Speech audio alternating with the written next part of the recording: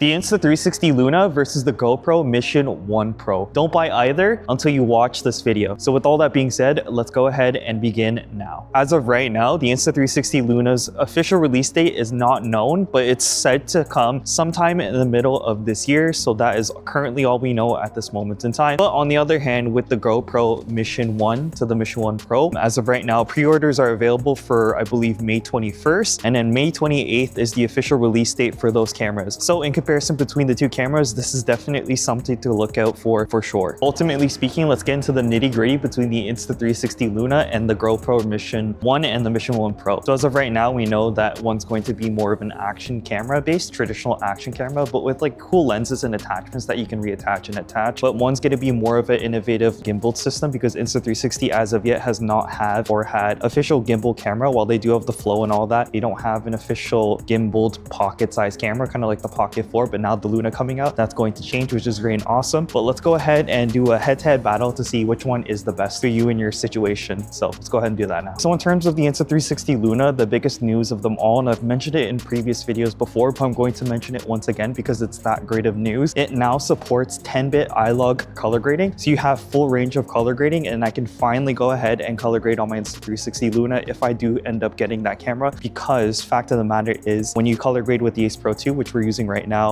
I'm actually on the vivid filter just because I want to emulate color grading, so to speak. If I actually want to color grade on this camera, it only supports 8-bit, and this is the very first Insta360 camera that finally supports 10-bit, so that is great news and awesome. Other notable things to note about the Insta360 Luna as well is 3.9x zoom and still very clear quality, which is awesome and great. We don't know if there's any internal memory with the Luna as of yet. As of now, there's just a lot of pros and a lot of cool things about the Luna for sure. Another thing to mention too as well is the fact that the Luna also supports 4K up to 240 frames per second, kind of like the DJI Osmo Pocket 4. That's something cool to add to as well, as you can have high quality with the background blur and the 10-bit color grading, and also have slow motion at its highest capabilities to match the Osmo Pocket 4 all at the same time. Now, in terms of the GoPro Mission 1 and the Mission 1 Pro, the frames per seconds and the quality of the camera is pretty insane. I was taking a look at the specs. So you can go up to 8K, I believe 30 to up to even 60 frames per second, which is wild, by the way. And then when you go down to like 4K, it supports up to 240 frames per second in that range. And by the way, this is the action camera. This isn't like the gimbal camera systems like the Pocket 4 or the Luna. This is like your walk and talk and then bring it anywhere you want action camera. So that's pretty wild. And then in 1080p, it's a parabolically like crazy frames per second. Taking a look at the facts here, it's going to be 960 frames per second on 1080p. And I kind of think that's like huge for GoPro. To be honest, I own the GoPro Hero 13, and my main sort of gripe with it is kind of feels like an outdated camera. A lot of the UX UI interface of the system is very outdated. And if you look by quality too as well, it's not the greatest, even if it does support 10-bit color grading. Regardless of that fact, user experience is so slow. Taking pictures with it is honestly awful. And then videos are significantly worse when you could just use anything via Insta360 or DJI. So I hope that the Mission can, lift itself up from its downwards momentum and be able to be a really good camera at the end of the day, because GoPro's been lacking behind for quite a while now. To kind of piggyback on those GoPro Hero 13 points, I kind of do have trust issues when it comes to GoPro and its company in itself. They've been behind for quite a while now, and it's kind of relevant, and we all know this for a fact. So maybe this Mission series will be kind of the carryover and finally the momentum that they wanted to have for quite a while now. They've been notorious as the OGs of the action camera space and community, but with the Insta360 and DJI and maybe Extra 2 kind of like in the atmosphere, the new sheriffs in town, so to speak, I think they need to step up and lock in, and then maybe this is exactly what they need as a company as a whole to make a new camera product that is the Mission 1 to the Mission 1 Pro. I think both cameras are going to be great, and then we could talk about a few more points, kind of like microphone connectivity. So I was reading online, and I'm not sure if this is confirmed, but this might be the case. With the Insta360 Luna, you get automatic connectivity to the Mic Pro series, which is going to be awesome and sweet, because on this Ace Pro 2 as an example, I do use a transmitter or a transponder to kind of make sure I'm able to use this DJI Mic Mini microphone. So being able to do that without the transmitter is going to be great and fantastic. I believe I was reading around too as well with the GoPro series, specifically the Mission 1 to the Mission 1 Pro, etc., so on and so forth. You are able to have third-party microphones connected via a transmitter, and then you have without a transmitter a GoPro wireless microphone or something, and then you're able to connect that with the Mission 1 to the Mission 1 Pro without a transmitter or transponder. So that's going to be awesome and sweet, but we'll wait and see how that unfolds as time progresses. But for now, this is kind of the news I know of with microphones. microphones as of yet. So in terms of battery life, I believe we'll have to see and wait with the Luna, but I believe it to probably be relatively good battery. But the thing about the GoPro and the Mission series and all that, I believe the batteries from like the Hero series are cross-compatible over with the Mission series too as well. So that's going to be great. So if you're an existing customer and have batteries, you could just swap those out. And then they have new batteries with the Mission series too to enable that camera in itself to last a lot longer, which is great and awesome. To add to as well, I don't know about internal memory about both cameras, so we're gonna have to wait and see. But if you're watching this video and it gets enough traction and views, let me know in the comments about that specifically. So to piggyback on the Luna too as well, I kind of want to mention this point because I think it's super important. As a lazy color grader, I always find myself just clicking the LUT button on the Insta360 app, whether it's the PC or the application on your phone version. Being able to finally color grade in D-Lock Color 10-bit and be able to just press that button is great. I know they have like preset LUTs where you can just drag onto your editing software, but sometimes I can't be asked to do that, and having the option of exporting into your PC is great, and having the option of the phone version is great too. But I always run out of space on my phone, so like it's better to have it on the PC because my PC has way more space than my phone, which is a recurring problem I'm sure that a lot of people have, and I mentioned in my previous video. Having that option to go on the PC and exporting is great. And then the application with the GoPro series, pretty decent I'd say, but I don't think it matches the Mimo and like the Insta360 app quite as much, so maybe they can sort of like change that over time. So we'll have to see. But then again, I've only used it with the Hero 13 for like a short amount of time, like not too long. But kind of a also random thought too as well, with the GoPro series, they're really good in terms of live streaming and doing all of that. So I'm sure with the Mission series, it's going to be really successful, and they make it really user-friendly to live stream on the GoPro series, even with the Hero 13. So imagine the Mission series, that's probably also going to be nice and smooth as well. So something to think about. Now, I haven't dived as deep in this video about the Luna just because I made 2 previous videos about the Luna in itself. But yeah, honestly, let's just go ahead and wait and see. I'm not even sure how fragile or like how good the gimbal system of the camera is going to be, but you know, I was reading some comments from my previous videos and they're like worried about like it being the first iteration of the camera in itself. By the way, the Mission series is also kind of gonna be the first iteration, but it's gonna have that same action camera base. The Insta360 company already has previous gimbaled systems. It has like the Flow, those are gimbaled systems like with your mobile phone and all that, and other mobile like gimbaled systems or just gimbal systems in general. So it won't be completely out of the loop. So in that sense, it'll know and have kind of the knowledge and technology to be able to understand how to get and create a gimbaled camera. So I think you still will be fine at the end of the day. So to add that to as well. Also in terms of like waterproofing, because these are after all like action cameras, I feel like the Luna, much like the Pocket 4, is going to be treated more as like a professional camera. A little harder to use while vlogging, but